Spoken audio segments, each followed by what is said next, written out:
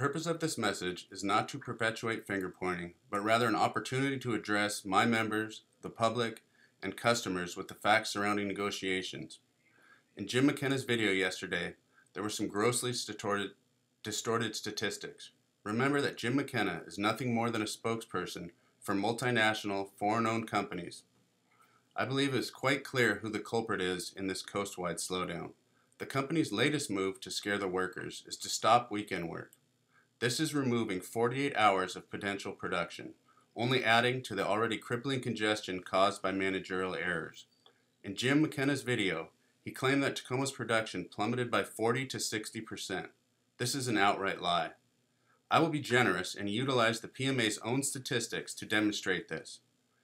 In a graph available on their own website, it shows that we are only down 30% from normal production levels.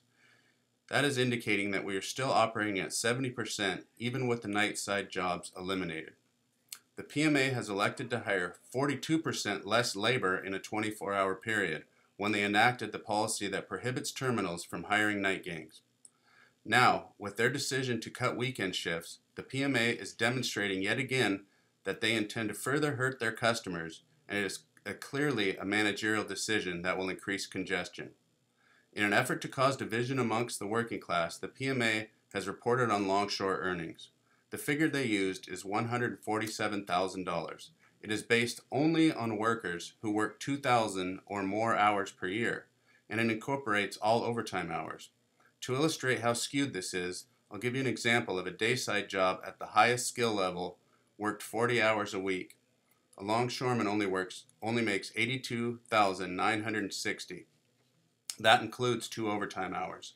McKenna also made a point of explaining our health benefits. It is true they are some of the best, but we fought for them because our job is deadly. Several people die in West Coast ports every year. We are surrounded by industrial waste and pollution and accidents that occur on the waterfront. They involve heavy equipment, heights, high speeds. Instead of imposing these theatrical tactics to gain leverage at the bargaining table, why won't they work with us to reduce congestion that the PMA themselves admitted to in mid-January? They said it was caused by managerial errors and a chassis shortage. Rather than shut down terminals, why don't they work the weekends? Why not work around the clock to get these ships and our economy moving again? Why not open the gates during the weekend and continue to clear yards and provide the goods to the customers? In closing, I would like to pose a question. If a foreign country or terrorist did harm to the American economy, we couldn't make flags or lapel pins fast enough as we mobilized to unite against an enemy.